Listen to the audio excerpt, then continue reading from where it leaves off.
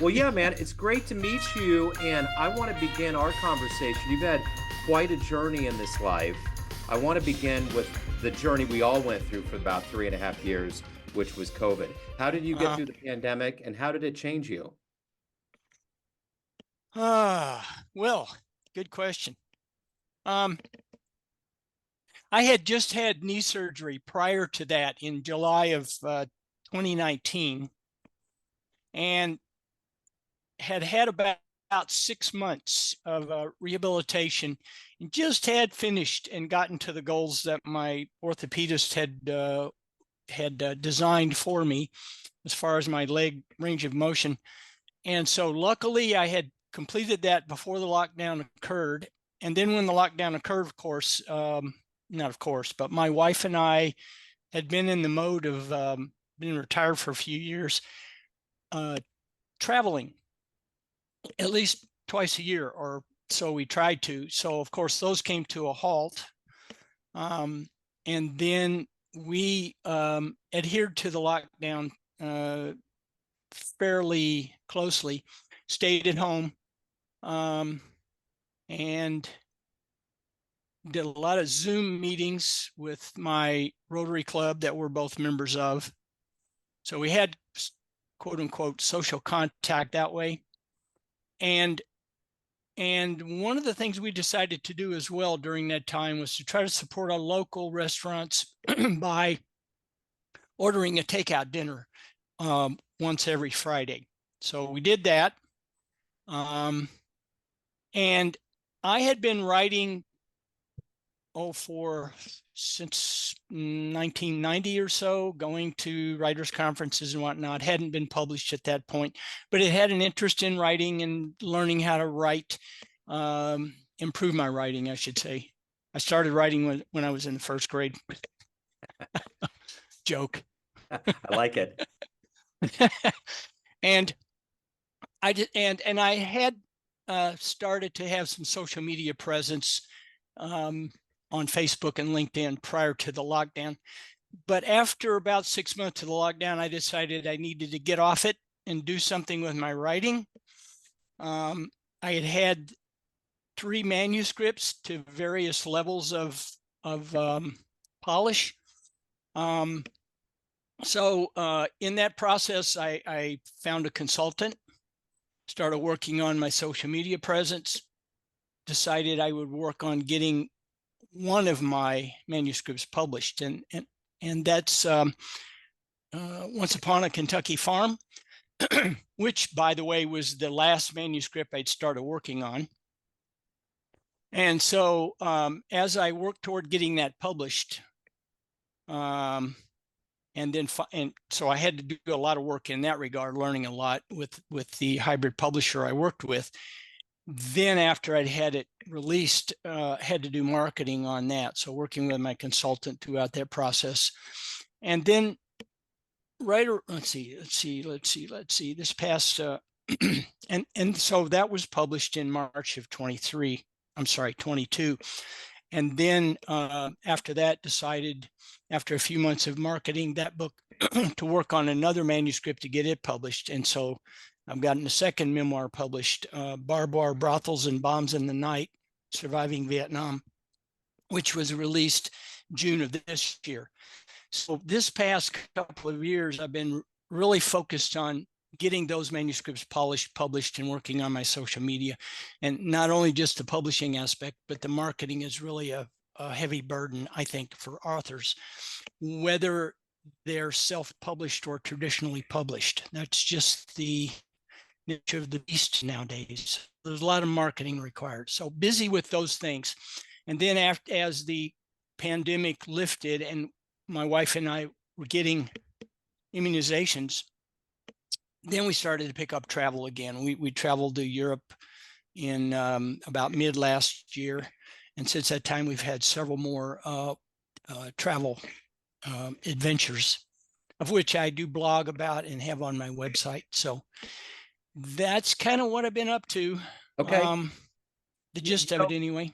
Yeah, no, I dig it. So I'm curious, if I was to put you in front of a bunch of third graders at career day, and the Uh, kids obviously would know you're a writer, but if they wanted to peel back the layers of what you've done in your life as far as a professional, how would you answer them if they wanted to know what did you do for a living, or what do you do for a living now?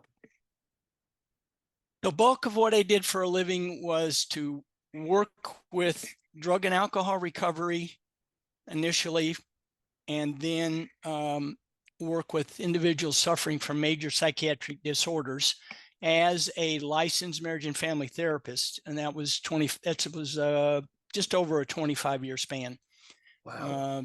retiring in 2005. So my orientation was to help others recover from their difficulties dealing with issues, and then primarily drug and alcohol and major psychiatric disorders. So what did you want to be in the third grade? What was your dream to grow up and become? Well, I don't know if it was the third grade, but I really got into interest in the space race when I was in junior high, and decided when I went into high school, we had opportunity to determine electives at that point, that I wanted to go heavy into sciences. And luckily enough, I had an opportunity to study Russian in high school. And all of those combined, I thought was setting me up for a fairly solid foundation to become an astronaut. And I really did want to do that. Yeah. Once I completed high school, I got into engineering school, joined Air Force ROTC. However, several things conspired to waylay my plans. Within a quarter or two, we were on a quarter system rather than semester system.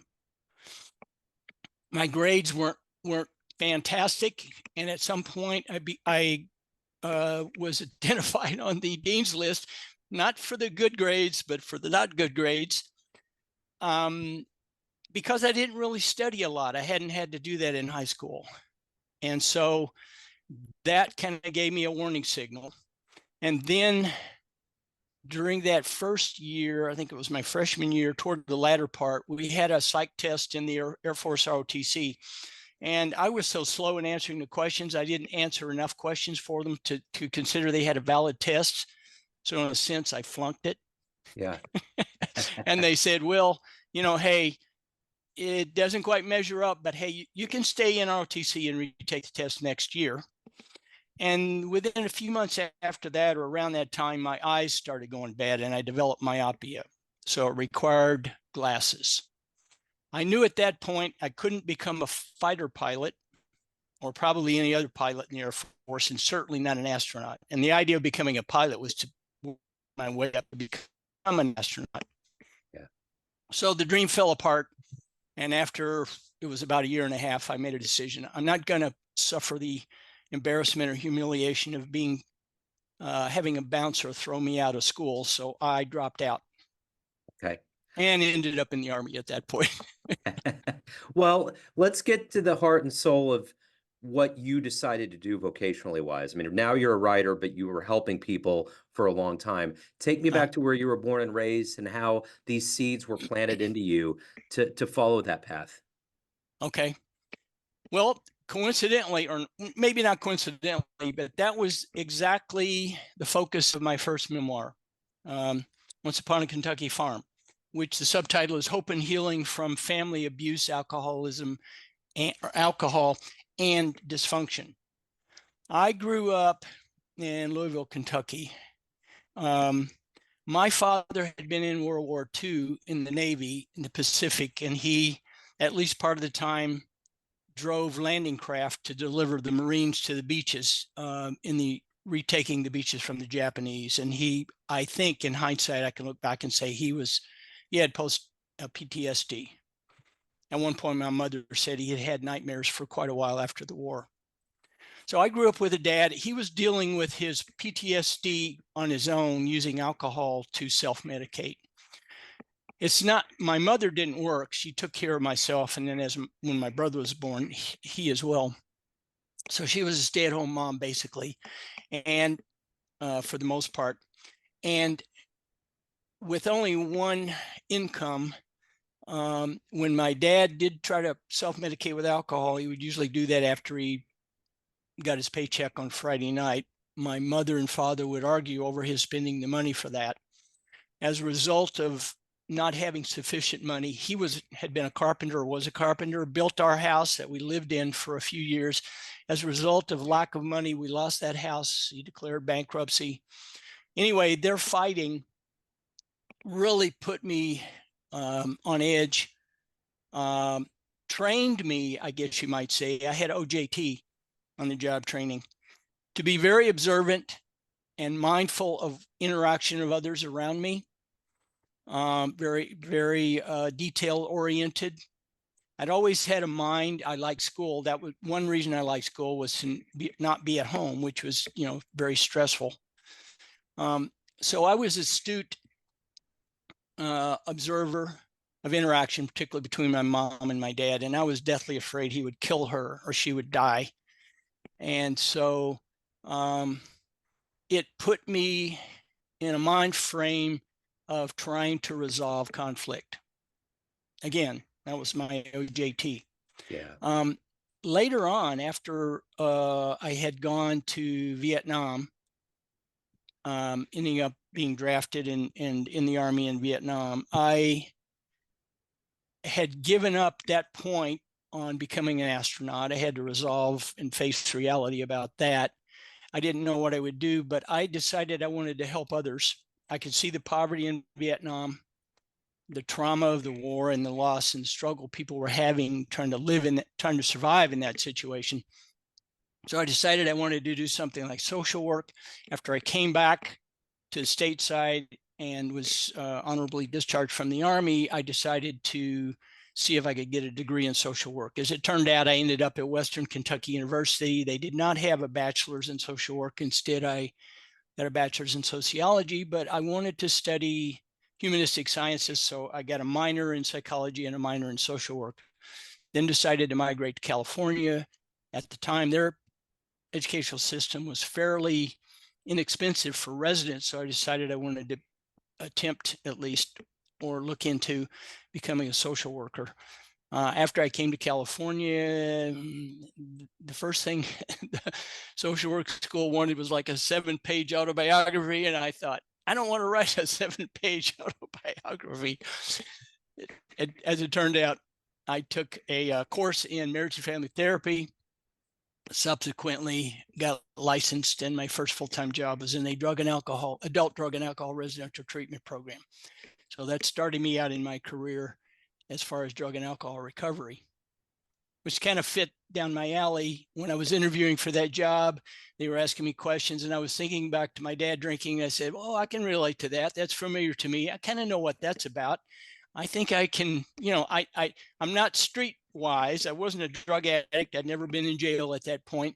And so I still had a little bit of cred, I think, to be able to relate to those individuals. So I said, sure, I'll do that. So you've had to really pull a lot of strength in your life, obviously, going through a war and the way you grew up. Who's been a hero for you in your life? Mm. I don't know if I can really answer that question. I could probably think of a number of individuals over time. I really liked the idea of the adventurers. I remember Lowell Thomas on television, and he was a reporter as I grew up. I loved writing about adventures. Those individuals that went to the South Pole or attempted, or went to the North Pole. A little later on, Edmund Hillary, when he summited Everest. So I was more drawn to the natural adventure type explorers. I think that would be those would be my heroes. They were willing to struggle against adversity, to put themselves in unknown situations.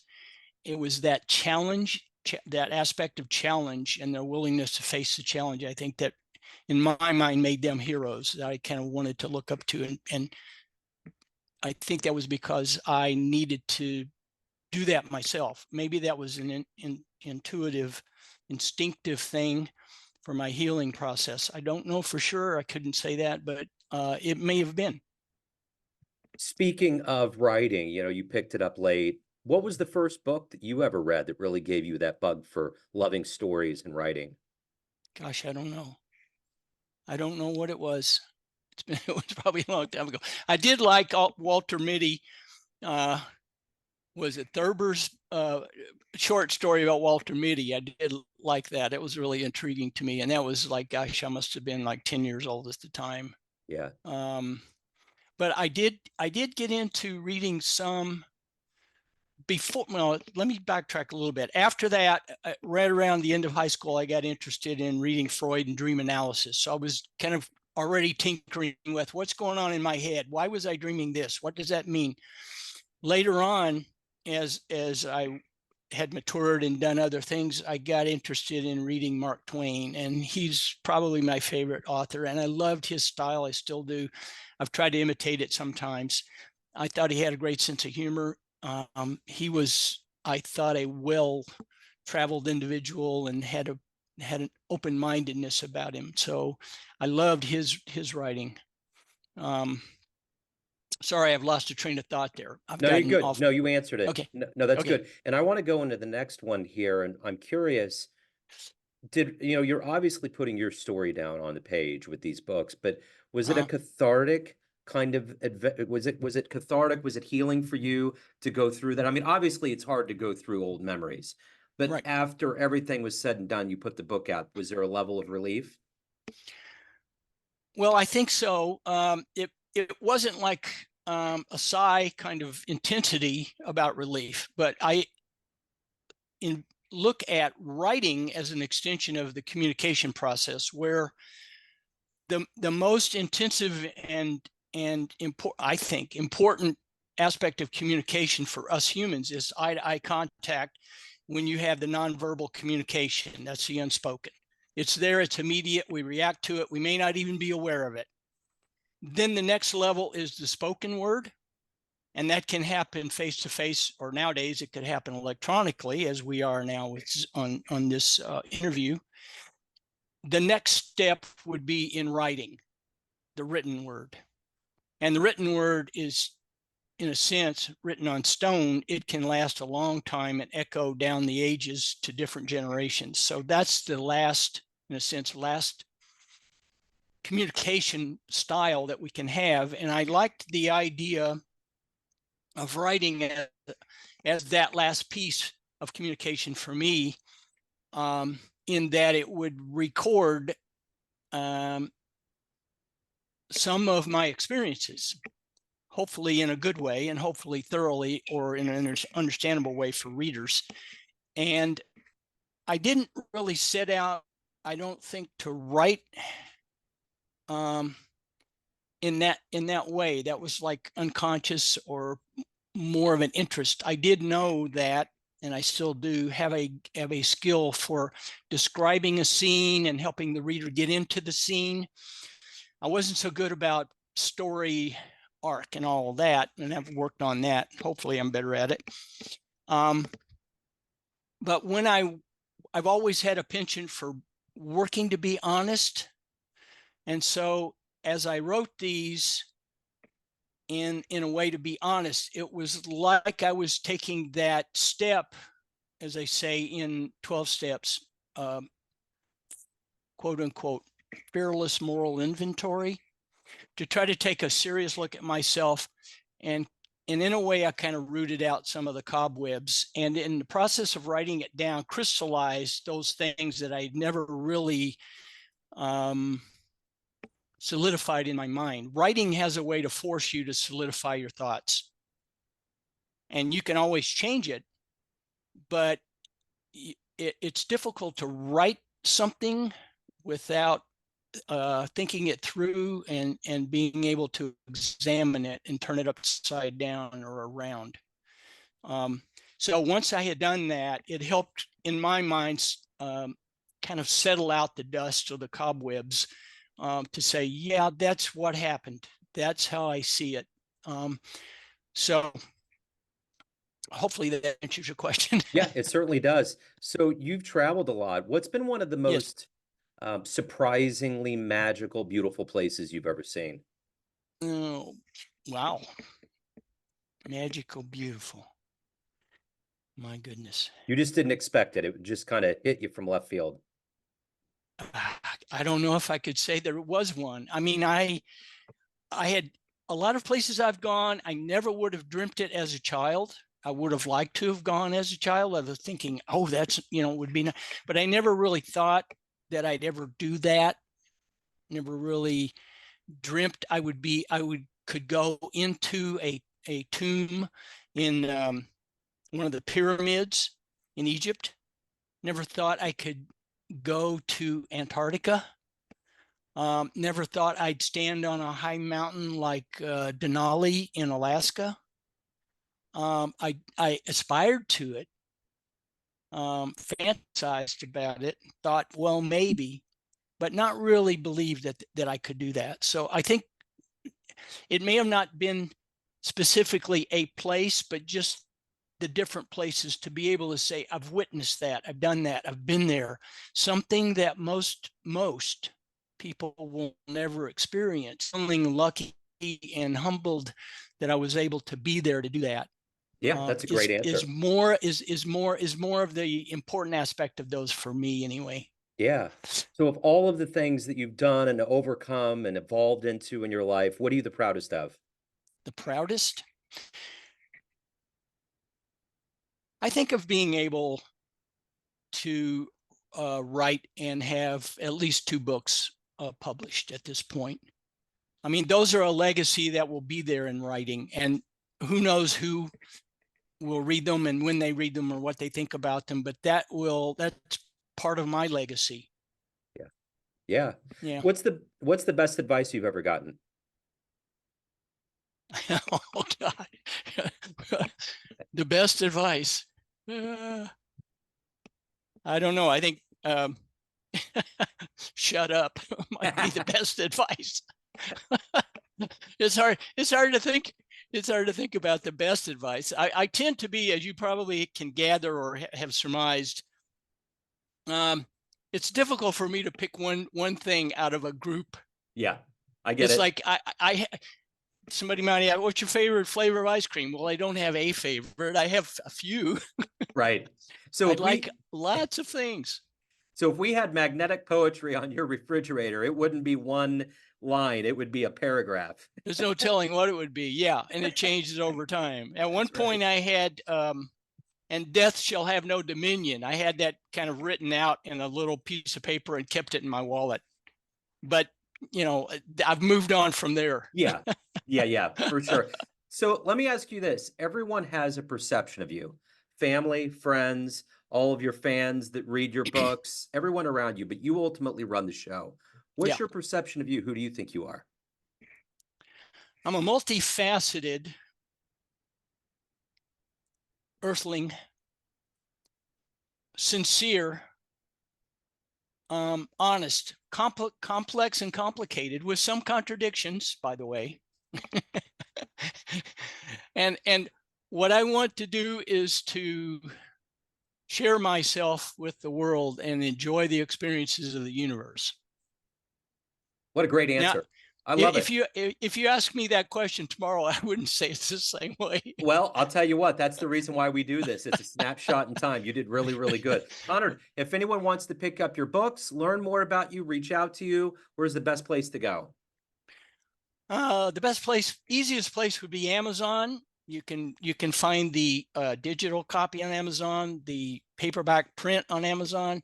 If you don't like Amazon, you could go to many other places. I've seen it on websites like Barnes and Nobles and whatnot. So you could probably order it from any number of outlets.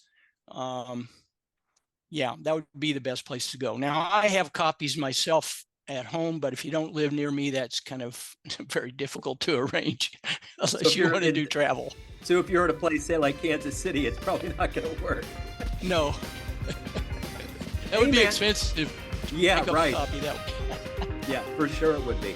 Connard, you got a fascinating story. I love your outlook, your energy. Thank you for opening up and giving me your story today. I appreciate it. Well, thanks for having me on, Joe. I appreciate it. Yes, sir. Have a great holiday. You too. Namaste. Namaste.